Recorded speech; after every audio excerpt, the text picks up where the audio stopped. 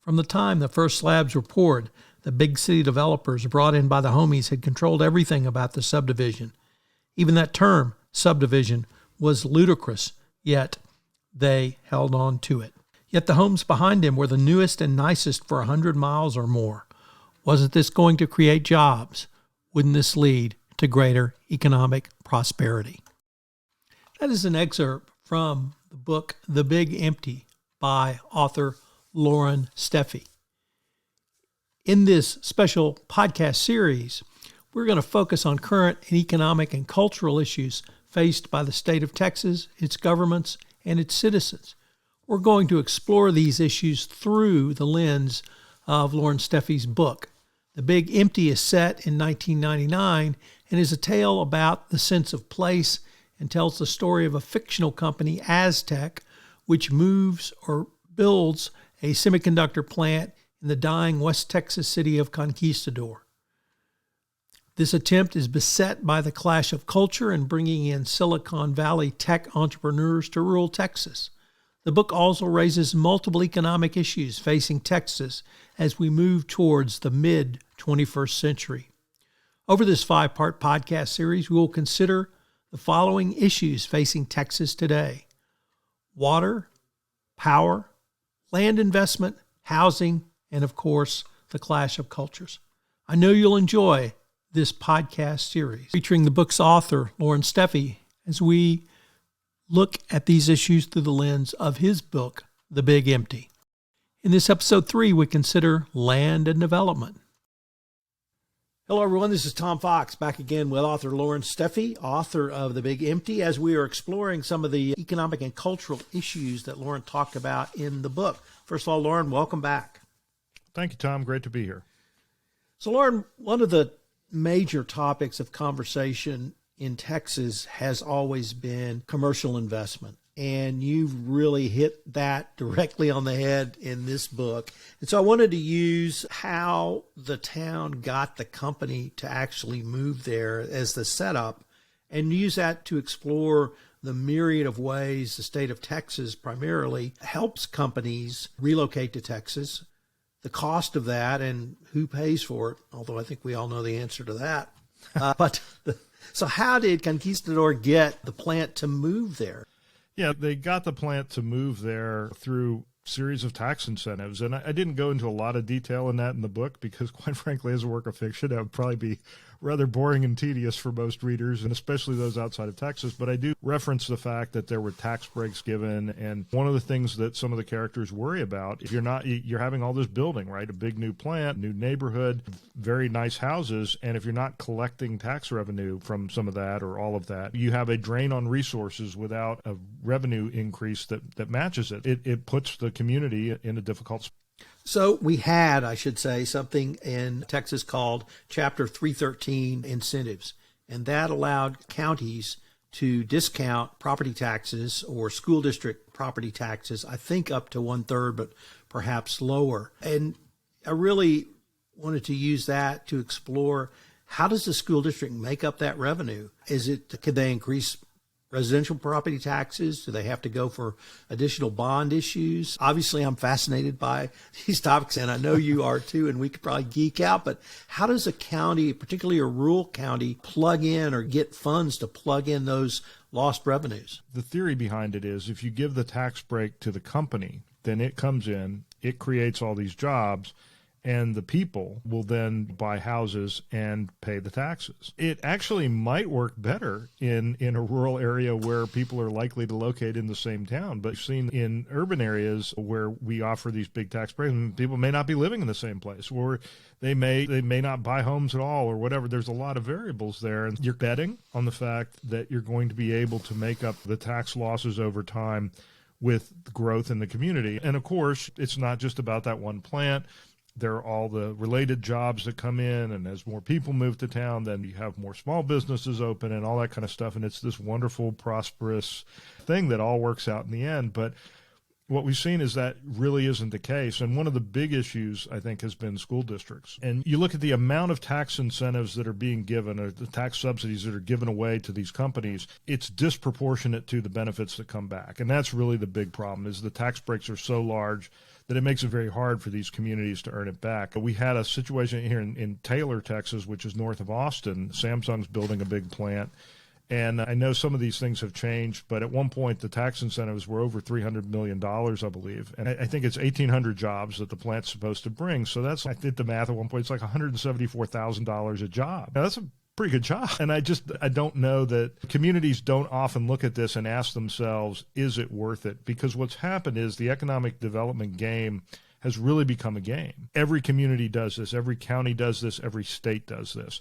And I remember years ago when I was at the Chronicle sitting in the governor's office arguing this point with his chief of staff, because it's like, can't we just stop? And he was like, we would all love to stop. The problem is you can't, because you will immediately lose. And it's like everybody's playing this game and there's really no way to get off the merry-go-round. And it's really unfortunate because it's costly. And I think that it's one of those things where you don't know what is lost. You know, how much, to me, if you're a large employer and you're coming into a community, you ought to want to invest in that community. You ought to want to pay school taxes to make sure that the schools are the best that they can be, because after all, that's where your employees' kids are going to be going to school. And maybe your next generation of employees are going to come from that school. So to me, it's just nonsensical that these companies, to save a few $1,000,000 on the front end, are willing to roll the dice on the future of education in their communities.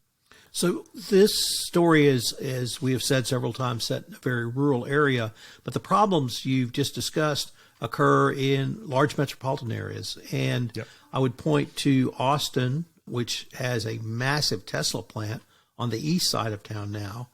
And the other place that intrigues me is Corpus Christi, which you mentioned, has a large industrial base, port. But what I've seen is companies are beginning to move to next counties over because they get even better deals. So Robstown was able to get an Exxon plant that traditionally may have been on in the Port of Corpus Christi or near the Port of Corpus Christi. So we even have these county by county competitions. But let me start with Austin, because you can drive right by the plant on 183, what I'm going to call the East Bypass. And the first thought I had is, who's going to pay for the infrastructure to be able to get the cars, the employees, and the products over to the plant and to and from the plant?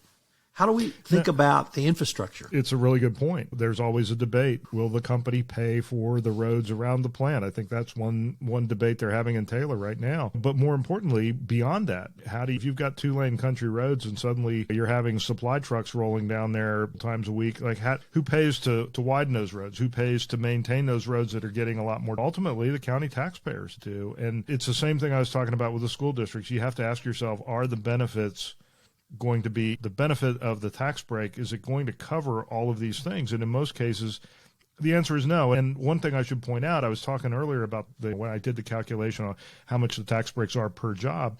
The other thing is these companies come in and they make these big promises about who they're going to hire, how many jobs they're going to create. But what we have seen is in many cases, those promises are not fulfilled. And it's not anything nefarious on the part of the companies.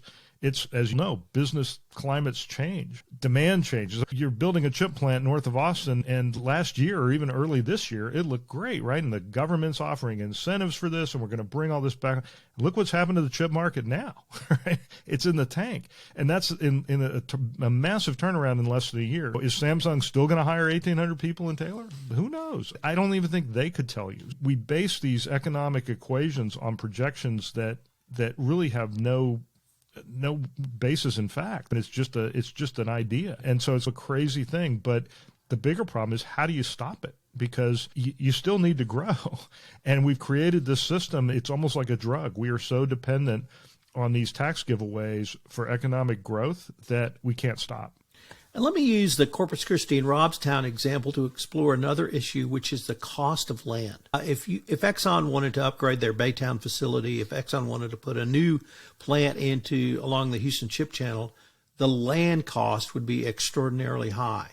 In a place like Robstown, Texas, it's going to be considerably lower, and the same in Conquistador. I would assume it was the land costs were pretty low. How does land cost kind of factor into this, perhaps separate and apart from the tax incentives?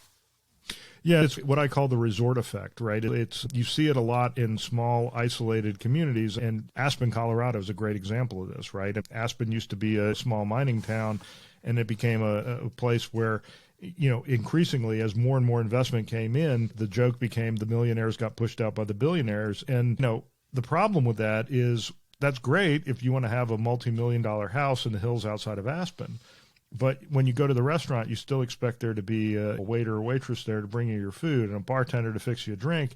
Where do those people live? And you see this in Colorado's a great example. They have a lot of ski towns where their affordable housing is a huge struggle. We spend a lot of time in the summers. We love going to Crested Butte. And outside of Crested Butte, there's a biological laboratory, the Rocky Mountain Biological Laboratory. And every summer they bring in all these grad students and stuff, and they have some housing on site in this little town called Gothic, but there's never enough housing for everybody. And so they really struggle. How do you find a place for grad students to live? How do you find a place for your full-time staff to live in a community where an old miner's shack in town is now selling for $2-3 million? Now, that's an extreme case, but yes, I can tell you because I'm working on the sequel to The Big Empty, this is going to be a factor, right? As people move in, if you remember, there were some changes that occurred in the town of Conquistador at the end of the book, and how those play out are all around this idea of what I would call resort money, right? It becomes much more of a leisure market, and that has an impact on land prices. And so this idea that the locals basically get forced out as places become more popular is a real problem, and that also happening on what I guess what you'd call the industrial side of the equation, right? The more development there is, the more people want to live there, then obviously the higher the land prices go, and the more difficult that makes it for average folks to. Well, unfortunately, we are near the end of our time for this episode, but I hope our listeners will join us for our next episode. We're going to take up the culture clash. Before we leave, Loren, if anyone wanted to pick up a copy of The Big Empty, what would be the best place for them to go? You can go to our website, stonycreekpublishing.com. You can also, there's a little service called Amazon that can help you find it, as well as any other online or brick and mortar. Thank you for mentioning that small service, Amazon, but I'm going to shout out to Stony Creek because there's also some other really interesting, fun books on the Stony Creek site.